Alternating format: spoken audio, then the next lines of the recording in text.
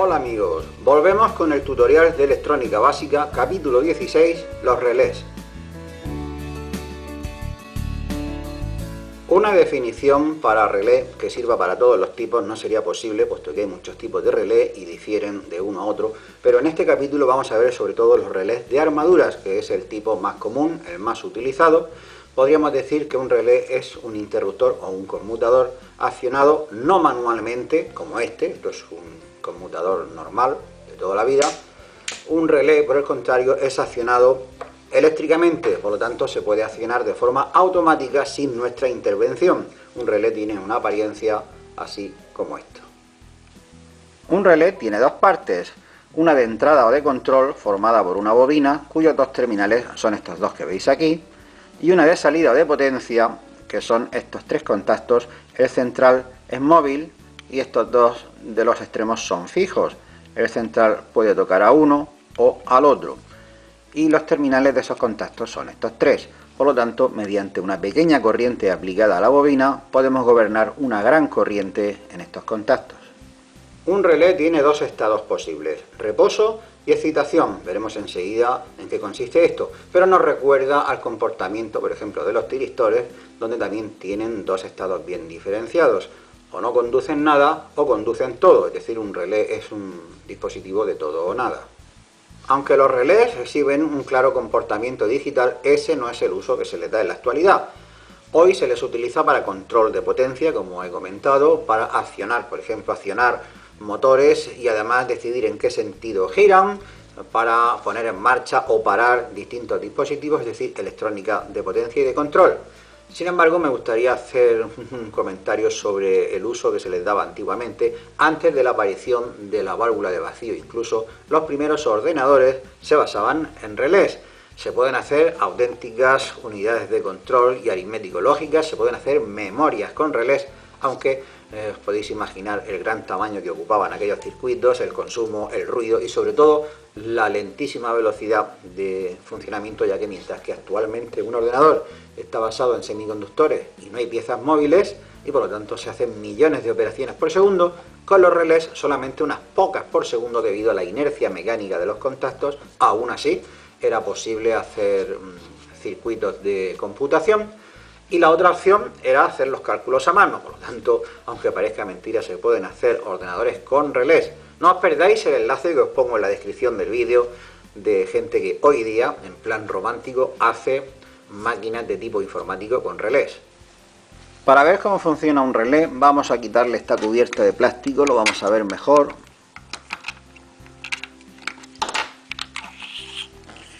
Y aquí a la izquierda tenemos la bobina, cuyos terminales son estos de aquí. Estos dos terminales son los de la bobina. Ahora mismo el relé está en reposo, no se está aplicando tensión en la bobina. Y mirad, estos contactos están ahora mismo unidos, el de la izquierda y el central, lo que corresponde a estos dos terminales, este y este. Lo que conectemos aquí ahora va a conducir, pero el contacto central respecto del contacto derecho no está conectado, así que lo que conectemos aquí y aquí no va a funcionar. Cuando aplicamos 12 voltios en este modelo de relé concretamente, mirad lo que hace la bobina, atrae a la armadura, así, lo veis cómo conmuta el contacto, se va a la derecha, de manera que el que estaba conduciendo deja de conducir y conduce el central y el de la derecha. Es decir, cuando se aplica corriente ocurre esto. Ahora se dice que está el relé excitado y así va a permanecer mientras le estemos aplicando tensión a la bobina. Cuando dejemos de aplicar tensión a la bobina, el resorte que lleva el relé lo vuelve a dejar en su posición de reposo. Así que esto es un verdadero conmutador. Nosotros podemos utilizar o bien el que normalmente está conectado o el que normalmente está desconectado, o ambos, según la necesidad de nuestro circuito. Y ahora vamos a hacerlo funcionar de verdad, con tensión. Creía que era de 12 voltios, pero no, este es de 24. Si aplicamos tensión a la bobina, veis cómo los contactos conmutan.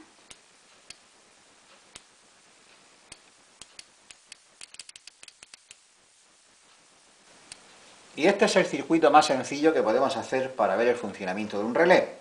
Vamos a encender una lámpara de 220 voltios, es de tipo LED, pero es de 220, y la vamos a accionar mediante un pulsador. Esto no es un interruptor, es un pulsador, de modo que se encenderá cada vez que lo pulsemos. El circuito, pues viene 220 a un polo de la lámpara, el otro polo de la lámpara va a uno de los contactos normalmente no conectados del relé, y del otro contacto del central vuelve a 220. De momento, como está abierto, pues no funciona.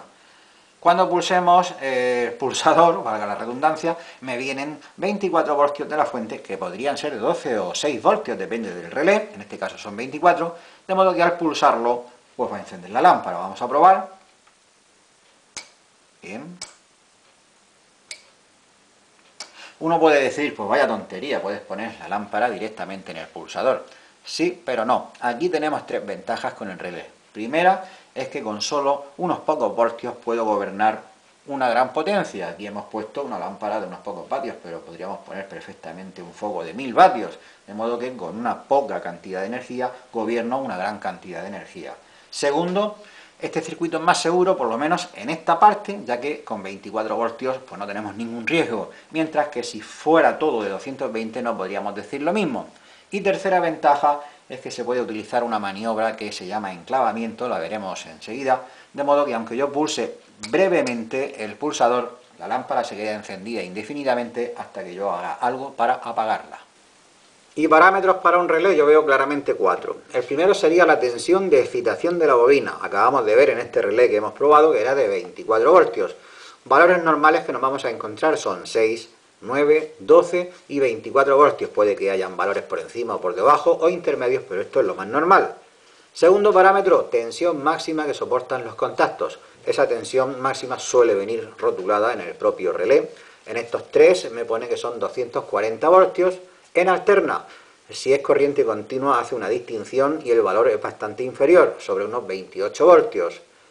Vale, el tercer parámetro sería la intensidad máxima, que en uno es de 10 amperios en este, y en estos dos es de 5 amperios, es decir, entre 1300 vatios más o menos, ¿no? 5 por 220 pues son unos 1200 vatios, y 2400 vatios, no está mal.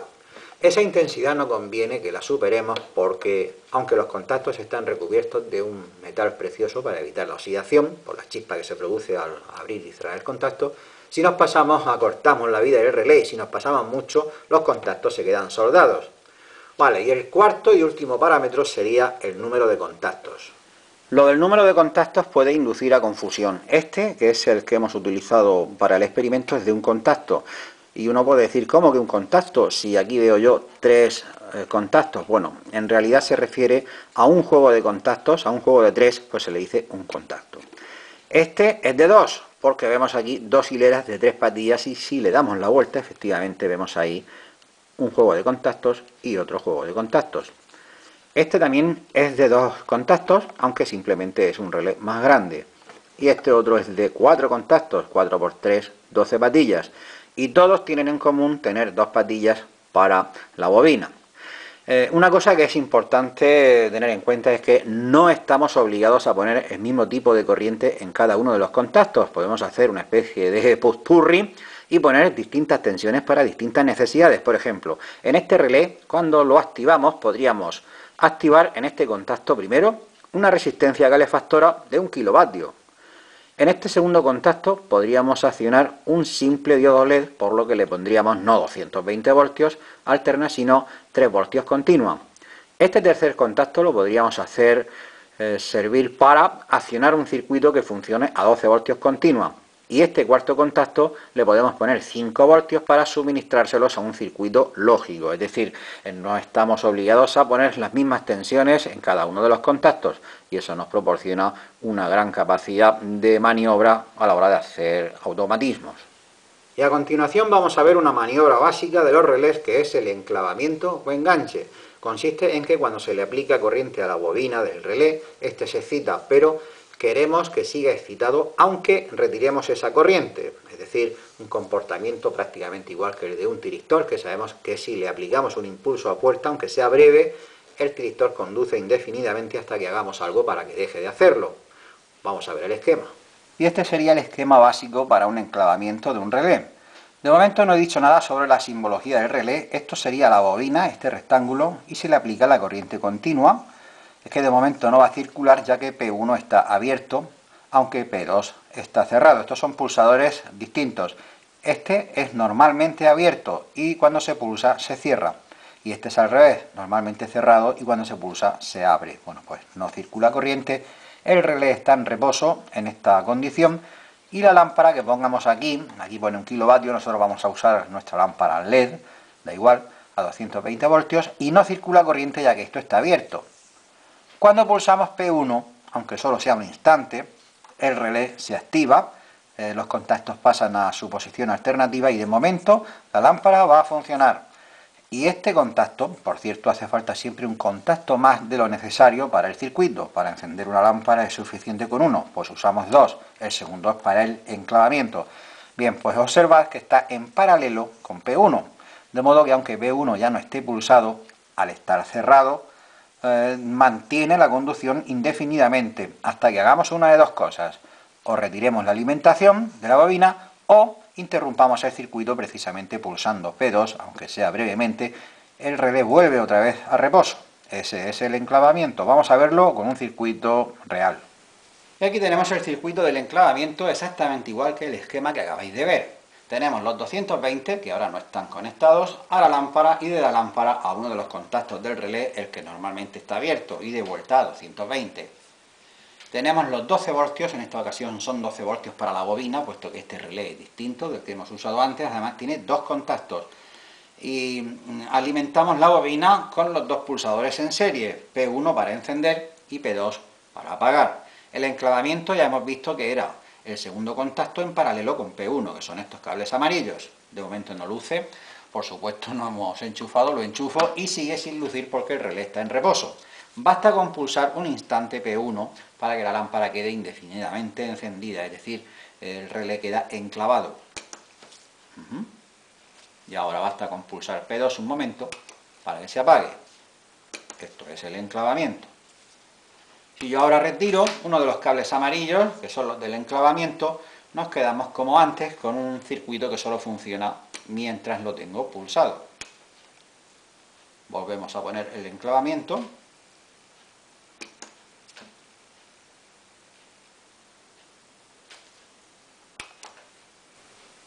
Aparte de los relés de armaduras que acabamos de ver, hay otros tipos también bastante utilizados, como son el relé Reed y el relé de estado sólido.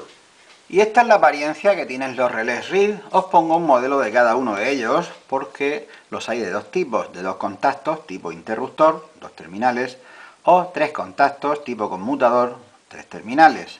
La primera diferencia de estos relés con respecto a los que hemos visto anteriormente de armaduras es su forma de activación. Aquí no hay una bobina, aquí se activan acercando un imán, puesto que estos contactos son ferromagnéticos. Al detectar el campo magnético se desplazan y hacen contacto cerrando el circuito. En este caso es exactamente igual, solamente que tenemos en reposo que el contacto 1 está continuamente tocando al 3 y cuando acercamos el imán, esta lengüeta se desplaza y hace contacto con el 2, haciendo así la conmutación. Otra gran diferencia de estos relés respecto a los de armaduras es la potencia que pueden manejar. Aquí no hablamos de amperios ni de cientos de vatios, sino de unos pocos miliamperios, puesto que esto se utiliza más bien como un sensor. Por ejemplo, una utilización típica sería en una rueda que gira, ponemos un imán, y si en las proximidades ponemos uno de estos relés, podemos saber no solamente la velocidad de giro, sino también la posición de esta rueda si ponemos varios imanes. Un ejemplo de uso para esto es en los motores de combustión modernos.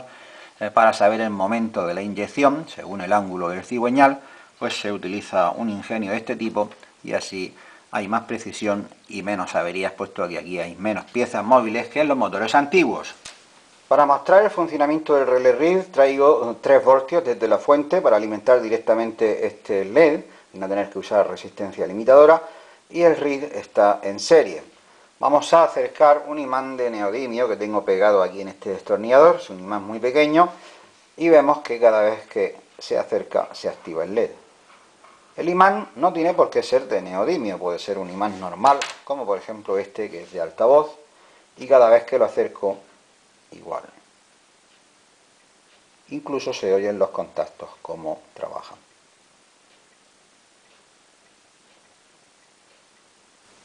Y otro tipo de relés también bastante utilizados son los relés de estado sólido, son bastante más modernos y están basados en un verdadero circuito. Aquí no hay contactos, no hay piezas móviles, es todo pura electrónica a base de semiconductores, por lo tanto la primera ventaja será su gran velocidad de conmutación, puede ser tan alta como la de cualquier semiconductor, y también la duración, al no haber contactos no hay chispas, no hay oxidación.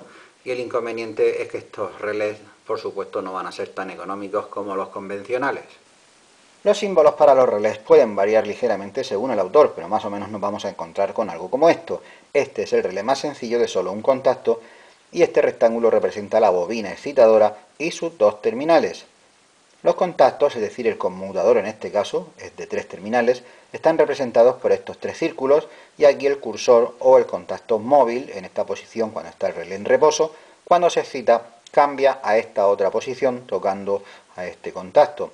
Estos dos relés son exactamente igual, solamente que tienen 2 y 4 contactos. Y esta línea discontinua quiere decir que los contactos son solidarios, es decir, cuando la bobina se excita se mueven todos los contactos al mismo tiempo. Y ahora vamos a hacer un circuito para abrir y cerrar una puerta con relés, como si fuese por ejemplo la puerta de un garaje. Usaremos un botón para abrirla y otro para cerrarla. Este circuito tiene que cumplir 3 condiciones. La primera es que no vamos a tener el dedo pulsado para terminar de abrir la puerta. Basta con un breve toque para que la puerta termine el recorrido ella sola, así que habrá que usar enclavamiento. La segunda cosa que tenemos que tener en cuenta es que el motor debe invertir su giro para cerrar con respecto a abrir, por lo tanto hay que cambiar su polaridad. Eso lo vamos a hacer también con un relé. Y la tercera condición es que el motor no debe seguir insistiendo cuando la puerta llega al final, tanto para abrir como para cerrar. Vamos a comunicarle al motor que ya ha llegado a su final con un interruptor de fin de carrera que tiene una apariencia más o menos como esta. Este es el circuito. Vamos a ir situando los componentes en el esquema. Este es el motor que abre y cierra la puerta y estos son dos interruptores conocidos como finales de carrera que se ponen precisamente al final del recorrido de algún dispositivo, en este caso una puerta, de modo que cuando la puerta llega a ese final lo acciona así y estos 3 contactos nos permiten elegir o bien el que está normalmente cerrado o el que está normalmente abierto. Nosotros vamos a elegir el que está normalmente cerrado. En condición de puerta cerrada, este interruptor está cerrado, pero este está abierto porque la puerta lo está presionando. Vale, este es el primer relé y este es el segundo. Y aquí tenemos el pulsador para abrir la puerta y este es para cerrar. En esta condición de puerta cerrada, todo en reposo, como veis el motor no puede conducir. Aquí tenemos la alimentación del motor. Si los electrones quieren ingresar por aquí no van a hacer nada y por aquí tampoco, puesto que esto está abierto, está todo en reposo. Cuando pulsamos el pulsador de abrir la puerta, aunque sea brevemente, acordaos que el enclavamiento se hace con uno de los contactos. Cuando pulsamos brevemente, este contacto oscila, se va hacia allá y al estar en paralelo se queda enclavado el relé. Este segundo contacto nos pone en marcha también este relé, cuya alimentación viene por aquí cuando se excita, y se produce la conmutación de estos contactos. Ahora vamos a ver, con los contactos desplazados a la derecha, la puerta empieza a abrirse, ya que la electricidad viene por aquí. Este fin de carrera está cerrado, puesto que la puerta no ha llegado al final. Viene la corriente por aquí, y por el motor, os recuerdo que estos contactos han oscilado a la derecha, viene al positivo, por lo tanto la corriente hace así y el motor comienza a abrir la puerta. Acordaros que el sentido de la corriente ahora es descendente. Una vez que llega la puerta al final, choca contra este interruptor de final de carrera y la corriente se interrumpe, el motor deja de girar, pero los relés siguen excitados. Ahora, si pulsamos el pulsador de cerrar, que este es distinto del de abrir, este es normalmente cerrado, por lo tanto cuando lo pulsamos se interrumpe la corriente de excitación de la bobina y el relé se queda en reposo, y al hacerlo también este relé se queda en reposo, con lo cual estos contactos también vuelven a quedarse como estáis viendo ahora mismo en el esquema. Pero hay una diferencia: al estar la puerta abierta, este fin de carrera está conectado, por lo tanto la corriente ahora viene por aquí, ver que ahora la corriente sube en vez de bajar, es decir, el motor va a girar en sentido contrario. Viene por aquí, que está cerrado, no como aquí en el dibujo, está cerrado y va a 12 voltios. Cuando la puerta llega al final del recorrido y queda completamente cerrada, este interruptor, se abre y ya el motor termina de girar y los relés que están en reposo, pues queda todo en disposición de iniciar un nuevo ciclo de apertura y cerrar la puerta. Voy a empezar a montar el circuito. Como puerta improvisada voy a utilizar la bandeja de un DVD. Aquí no hay electrónica ni sensores ninguno, los he quitado todos, nada más que tenemos la bandeja y el motor, que con este cordón dentado pues la cierra y la abre. Vamos a poner también dos finales de carrera para detectar el final del recorrido cuando cierra. He puesto aquí este final de carrera que detecta el cierre y vamos a poner otro final de carrera aquí para detectar la apertura. Va simplemente pegado, esto es un montaje provisional. Y esta posición, vamos a fijar más o menos la posición, abrimos completamente, un poco menos, pues esta es la posición correcta. Y ahora con unos tornillos voy a fijar la bandeja al cartón. Por aquí asoman los cables del motor. Esto ya está atornillado, bien sujeto. Nada, aquí tenemos todos los componentes. Tenemos los dos relés, el pulsador abre, el cierra, unas cuantas pinzas para ir conectando elementos, seguramente van a faltar unas pocas más. Los dos finales de carrera ya están en su sitio. Y voy a alimentar el motor no con 12 voltios, sino con 3, porque el motor es de 6. Pero quiero que vaya más despacio, así que lo alimentaré con 3 voltios. El resto va todo a 12 voltios que traeré desde la fuente. Ya está todo el circuito montado, vamos a probarlo. Vamos a abrir y vamos a cerrar.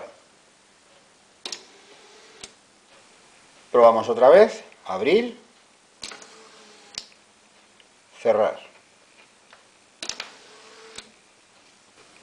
Para comprobar que un relé está en buen estado hay que hacer dos mediciones, una para la bobina y otra para los contactos. Para comprobar que la bobina está en buen estado vamos a usar un polímetro en la escala resistencia y vamos a seleccionar una medida, si es que no es autorrango, vamos a seleccionar una medida generosa, 2K por ejemplo, porque hay bobinas que tienen bastante resistencia, yo las he visto de más de 1K. Si ponemos un valor demasiado pequeño nos va a dar que no hay continuidad, lo que no es el caso. Este tiene 740 ohmios, lo pone ahí marcado. Si no, bueno, da igual, lo averiguamos. 715, muy bien, es un valor correcto para los 740 que dice el fabricante. En principio este relé está bien. Otra forma de comprobar que la bobina funciona es aplicándole su corriente nominal. Desde una fuente me traigo los 24 voltios que necesita este relé. Y no solamente vamos a ver los contactos moverse si el estuche es transparente, sino que además lo vamos a oír. Así que este relé de bobina está bien. Y para comprobar que los contactos están en buen estado vamos a usar la escala de continuidad en lugar de la de ohmios. Ya sabéis que en esta escala el polímetro emite un sonido cuando hay muy baja resistencia. Así que voy a poner una pinza a una de las puntas para ponerla fija en el contacto central, el contacto móvil. Y ahora, en el otro contacto debe de dar o bien infinito o bien continuidad. Correcto. Ahora debe de dar infinito, no continuidad. Muy bien. Para probar realmente los contactos deberíamos de aplicar la tensión a la bobina y debería de invertirse la lectura. Vamos a aplicar esos 24 voltios. Excitamos el relé. Y ahora debemos medir al revés. El contacto que debe de dar continuidad es este. Correcto. Y el otro debe de dar infinito. En este relé los contactos están bien. Y con esto terminamos el vídeo. Os recuerdo las 3 acciones que benefician a todos los youtubers y a mí también. La primera es que compartas este vídeo con aquellos que piensas que les puede interesar. La segunda es dar me gusta, y no es cuestión de inflarme el ego, es que realmente el me gusta ayuda a difundir el vídeo por las redes sociales.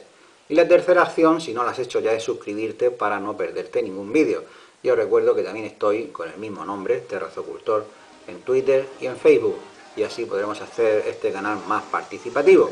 Bueno, nos vemos en el capítulo 17 del próximo tutorial. Un saludo.